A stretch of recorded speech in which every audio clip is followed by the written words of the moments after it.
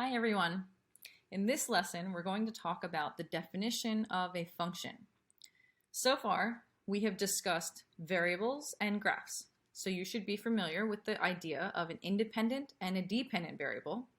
You should know where those two variables occur on a mathematical graph. The dependent is the y-axis and the independent variable is the x-axis. And you should understand that a graph is measuring the relationship between those two variables. So it is an infinite collection of points showing how the dependent variable is related to the independent variable. So today, we're going to get a little bit more advanced and talk about a specific type of relationship, which is called a function. To start us off, the first thing I want you to do is to do this Desmos activity. So go to Desmos. Now remember, you could always get to Desmos by just go to desmos.com, then click down here, go to the student homepage, and if you're already logged in, it'll just bring you right to the screen where you see all your activities.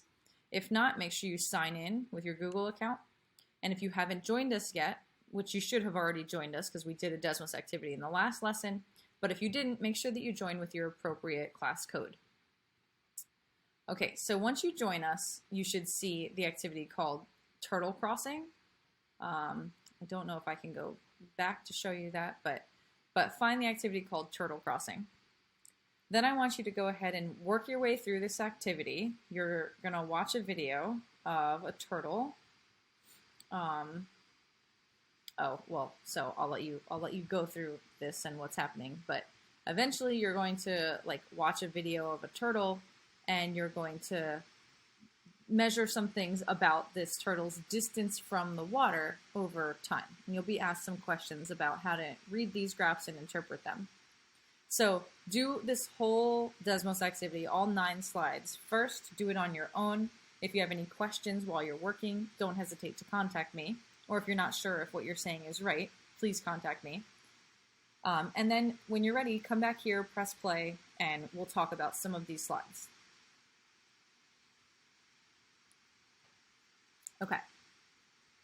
Okay, so you should have worked your way through through all of these slides now. And so one thing you want to see is when I read this graph, I see that the turtle starts at the water. If this is the distance from the water, the turtle starts at the water, he walks away from the water, then he takes a 2-second pause. It looks like he stops moving there. And then he walks away from the water at a quicker rate than what he was walking in the beginning. And then he stops. So that's what I see in this graph. How do I know he stopped here? Because his distance is 11 feet, and it's 11 feet, 11 feet, 11 feet, 11 feet. So he's just staying 11 feet from the water. So I can see these horizontal lines are showing instances of when the turtle stops moving. That's not always true. That's only true when you're measuring distance. So that's really important to know what you're measuring here. And when you saw this reveal, you can see he walks, and now he stops right at 2 seconds. At 4 seconds, he starts walking, and faster than what he did before. And then at 8.5 seconds, he stops. And there you go. You can see it in the video. You were asked a few questions here. What is the turtle's distance from the water at 8 seconds? So you find 8 on your independent axis. So there's 8 seconds, and his distance right there, it's that point. It looks like it's 10 feet. So he was 10 feet from the water after 8 seconds. And then question 2 says, when is the turtle's distance 4 feet? All right, well, that looks like right here. So I found the 4 on the dependent axis, so the y-axis, because we're talking about 4 feet. And then the time, it looks like it took about 5 seconds. So here you go. After 8 seconds, the turtle was 10 feet from the water. And then in question number 2, after 5 seconds, the turtle was 4 feet from the water. Okay, so you can see those 2 answers there, and this kind of interpretation, the way I've stated this in using as simple English as I could, that shows us the relationship between the turtle's distance from the water over time. This slide was really interesting. So when you watch this slide, I noticed that once you got to about 3 seconds, there were 2 turtles. And I was surprised to see 2 turtles. And then at about 9 seconds, there was only one turtle again. So why did that happen? That happened because this graph is not a function. And that is our goal for today's lesson. So, what does it mean to be a function? A function means that every input or every independent value should have only one answer for its dependent value. For instance, if you look at 4 seconds, if I treat 4 seconds as my independent value that I want to analyze, I can find a point on this graph right here, which looks like a little bit less than 3 feet. And I can find a point up here, which is a little bit more than 7 feet. That shows that this one x value, or input value, or independent value, all of those are synonyms, that one independent value has more than one output, or more than one y value, or more than one dependent value, which means this is not a function. And that should make sense intuitively to you because we're just talking about one turtle in this video. So as soon as you see that there is an instance where there's 2 turtles, that shouldn't make sense because the turtle can't be in 2 places at once. So this is not a function. It's still a graph, but it's not a function.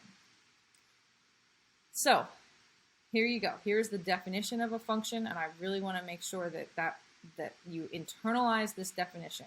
Memorize it, say it to yourself every day before you go to sleep, and then you'll have wonderful dreams about math.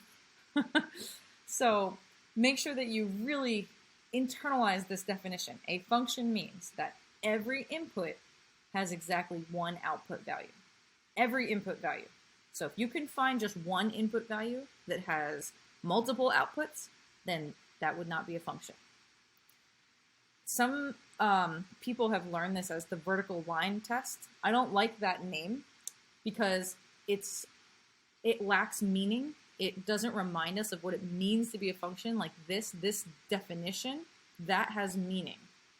It explains exactly what it means to be a function. The vertical line test is some arbitrary procedure that if you don't know the meaning, it won't make sense what you're even doing. So that's why I don't really use this method. It's still valid, but it only makes sense if you understand the definition of a function right here. Or if you remember this activity that you just did that shows a turtle can't be in 2 places at once. Okay, and you can see there's that vertical line showing the turtle is in 2 places at once. Hence the name, the vertical line test. When you go to explain why something is or is not a function, I don't want you to mention the vertical line test. So you can use it in your own way to figure out if something is a function, but your explanation should always hinge on the definition of a function. Okay, so here's some examples.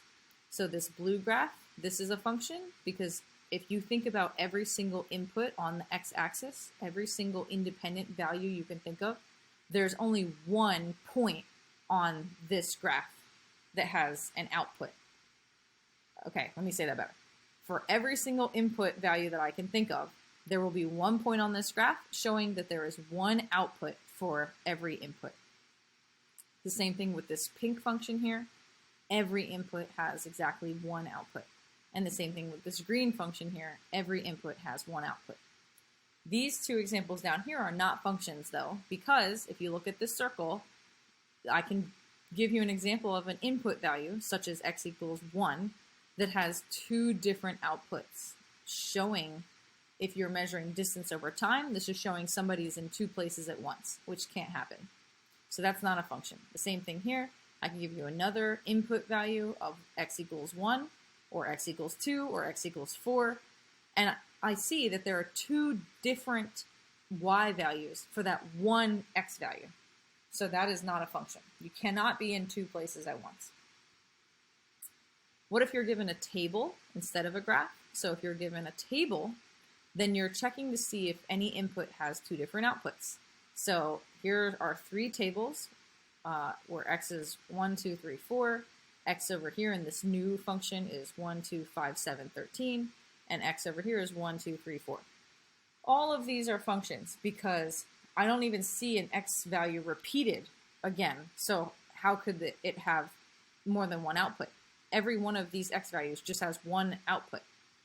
It's okay if the output is all the same, like if this is, you know, when x is 1, y is 3, when x is 2, y is 3, when x is 3, y is 3, when x is 4, y is 3. That's okay. If you had something like that, that would be an instance like here where the turtle is not moving. So after each point in time, the turtle is still 11 feet from the water. Well, this type of a table shows the same thing. After every second, the turtle's distance is still 3 feet from the water. So that's okay. That shows that somebody's not moving if you're measuring distance over time. Okay. These tables over here, though, these are not functions because you can see here the x value of 1, it's repeated in the table, and it doesn't have the same exact y value repeated with it. So here, if x, you see when x is 1, y is 2, and over here when x is 1, y is 5, that shows one input value of 1, of x equals 1, has two different outputs, y equals 2 and y equals 5. You could also see that on a graph. So let me make my screen a little bit bigger. If I take those same values I see in the table, you could plot them on a graph. So here's all the x values, 1, 2, 3, 4, 5. So when x is 1, y is 2. And then when x is 2, y is 0. And then when x is 1 again. So yeah, I had to double take because I was like, oh, my mind automatically knew something is wrong here.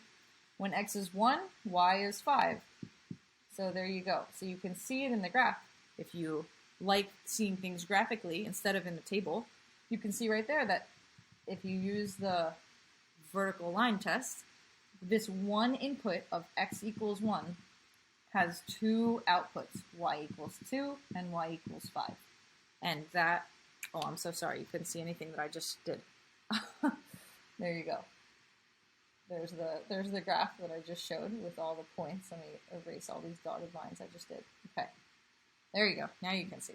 So I just plotted the point 1, 2, 2, 0, and then 1, 5, and then I was looking at the input of x equals 1, and I was seeing that there are two different outputs, which is an indication that this is not a function.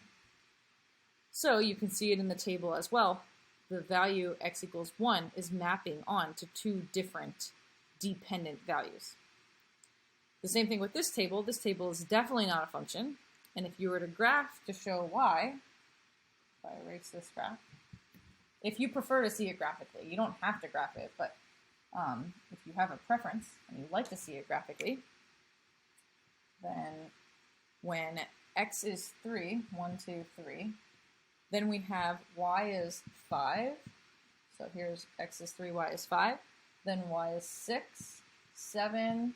I don't have to keep going because you can already see this is showing that the one input of x equals 3 has more than one output, which means that that's not a function. Okay, so I wanted you to get a good feel for the graphs versus the tables and to understand what you're looking for to determine if a graph is a function or not. And what you're looking for goes back to this definition. You are checking to see if every single input value, every single x value, has exactly one output value or exactly one y value. So all of those words are synonyms. Let's just put that up here. That'll be the last thing that we write. Okay, so every input or x or independent, those are all synonyms, value has one output or y value or dependent value. That's what you're looking for. Does every input or every x value or every independent value have exactly one output or y value or dependent value? Okay. So once you understand what a function means, then we can start working with functions and we can start playing around with function notation and talking about functions in certain contexts and how they're useful in various fields and in our everyday lives, which is what we're going to do in the next lesson.